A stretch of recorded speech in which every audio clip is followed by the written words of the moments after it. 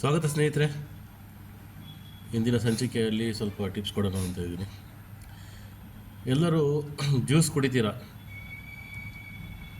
ಆ ಜ್ಯೂಸಲ್ಲಿ ಜ್ಯೂಸ್ ಮಾಡಬೇಕಾದ್ರೆ ಅದರಲ್ಲಿ ನೀರು ಹಾಕಿ ಇಲ್ಲ ಹಾಲು ಹಾಕಿ ಸಕ್ಕರೆನೂ ಹಾಕಿ ಅದನ್ನು ಮಿಕ್ಸ್ ಮಾಡಿಕೊಂಡು ಆಮೇಲೆ ಅದನ್ನು ಫಿಲ್ಟ್ರ್ ಮಾಡಿ ಕುಡಿತೀರ. ಆ ಥರ ಕುಡಿಯೋದ್ರಿಂದ ನಿಮ್ಮ ಶುಗರ್ ಲೆವೆಲ್ಲು ಶೂಟಪ್ ಆಗುತ್ತೆ. ಯಾಕಂದರೆ ಆಲ್ರೆಡಿ ಆ ಫ್ರೂಟಲ್ಲಿ ಶುಗರ್ ಅಂಶ ಇರ್ತದೆ, ಫ್ರಕ್ಟೋಸ್ ಇರುತ್ತೆ. ಅದರಲ್ಲಿ ನೀವು ಸಕ್ಕರೆ ಬೆರೆಸ್ತೀರ, ಅದರಲ್ಲಿ ಅದನ್ನು ನೀವು ಫಿಲ್ಟ್ರ್ ಬೇರೆ ಮಾಡಿಬಿಡ್ತೀರ, ನಾರಿನಾಂಶ ತೆಗೆದು ಬಿಸಾಕ್ಬಿಡ್ತೀರ, ಬರೀ ಜ್ಯೂಸ್ ಮಾತ್ರ ಕುಡಿತೀರ. ಸರಳವಾಗಿ ಹೇಳ್ಬೇಕಂದ್ರೆ ಒಂದು ಆರೆಂಜ್ ಜ್ಯೂಸ್ ಮಾಡಿಕೊಂಡು ಕುಡಿತೀರ ಅಂದ್ಕೊಳ್ಳಿ. ಒಂದು ಆರೆಂಜ್ ತಿನ್ನೋಕ್ಕೆ ನಿಮ್ಗೆ ಎಷ್ಟು ಸಮಯ ಬೇಕು, ಅದಕ್ಕಿಂತ ತುಂಬ ಕಮ್ಮಿ ಸಮಯದಲ್ಲಿ ಘಟಘಟ ಅಂತ ಜ್ಯೂಸ್ ಕುಡಿದ್ಬಿಡ್ತೀರ. ನಿಮ್ಮ ದೇಹಕ್ಕೆ ಆ ಫ್ರೂಟ್ ತಿನ್ಬೇಕಾದ್ರೆ ಆ ಜ್ಯೂಸ್ ಜೊತೆಗೆ ನಾರಿನಾಂಶ ಅಂದರೆ ಫೈಬರು ಬೇಕು. ಆ ಫೈಬರಿಂದಲೇ ನಿಮಗೆ ಗಟ್ ಹೆಲ್ತ್ ಇಂಪ್ರೂವ್ ಆಗೋದು. ಬರೀ ಜ್ಯೂಸ್ ಕುಡಿದ್ಬಿಟ್ರೆ ನಿಮಗೆ ಶುಗರ್ ಪ್ರಾಬ್ಲಮ್ಸು, ಡಯಾಬಿಟಿಸ್ ಆಗ್ತದೆ.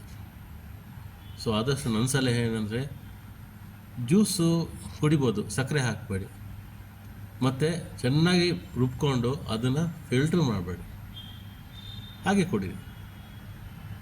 ಆದರೆ ಟೈಮು ಸಿಪ್ ಆಗಿ ಕುಡೀರಿ ಜ್ಯೂಸ್.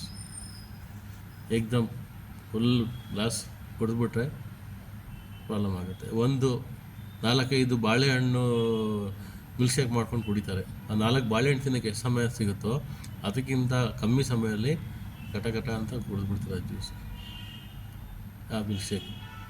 ಸೊ ಶುಗರ್ ಜಾಸ್ತಿ ಆಗುತ್ತೆ. ಸೊ ಈ ಘಟ್ಟದ ಹೆಲ್ತ್ ಅಂತ ಬಂದಾಗ ನಮ್ಮ ಹೊಟ್ಟೆಗೆ ಜೀರ್ಣ ಆಗಿ, ಮೇಲೆ ಹೊಟ್ಟೆಲೇ ಜೀರ್ಣ ಆಗಿ ನಿಮ್ಮ ಬೈಯಿಂದ ಆಚೆ ಬರೋ ಮಲ ಇದೆಯಲ್ಲ, ಅದ್ರ ಜೊತೆಗೆ ಈ for example water melon seeds, ಅಂದರೆ ಆ ಸೀಡ್ಸ್ ಸಿಪ್ಪೆ ಸಮೇತ ವಾಟರ್ ಮೆಲನ್ ತಿಂತೀರ ನೀವು.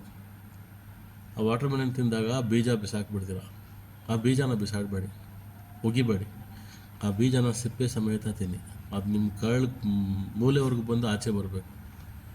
ಎಲ್ಲ ಜೀರ್ಣ ಆಗಬಾರ್ದು, ಸ್ವಲ್ಪ ಆಚೆನೂ ಕೆರಳೆವರೆಗೂ ಹೋಗಬೇಕು ಸ್ವಲ್ಪ ಫೈಬರ್. ಅದಕ್ಕೆ ಫೈಬರ್ ತಿನ್ನಿ ಅಂತ ಹೇಳೋದು. ಇದನ್ನು ಸ್ವಲ್ಪ ಪ್ರಯೋಗ ಮಾಡಿ. ಜ್ಯೂಸು ಅವಾಯ್ಡ್ ಮಾಡಿ, ಫ್ರೂಟ್ನ ತಿನ್ನೋಕ್ಕೆ ಟ್ರೈ ಮಾಡಿ, ಏನು ಪ್ರಾಬ್ಲಮ್ ಆಗಲ್ಲ. ಆ ನಾರಿನಾಂಶನೂ ನಿಮ್ಮ ಬಾಡಿಗೆ ಹೋಗಬೇಕು. ನೆಕ್ಸ್ಟ್ ಇನ್ನು ಡೀಟೇಲ್ಸ್ ತೊಗೊಂಡು ಬರ್ತೀನಿ. ಮೊದಲು ಸಬ್ಸ್ಕ್ರೈಬ್ ಮಾಡಿ, ನನಗೆ ಬೆಂಬಲ ಕೊಡಿದ್ರೆ ವೀಡಿಯೋಸ್ ಮಾಡೋಕ್ಕೆ. ನೀವು ಶೇರ್ ಮಾಡಿ, ಲೈಕ್ ಮಾಡಿ, ಡೌಟ್ ಇದೆ ಕಮೆಂಟ್ ಮಾಡಿ, ನಾನು ರಿಪ್ಲೈ ಮಾಡ್ತೀನಿ. ಧನ್ಯವಾದ.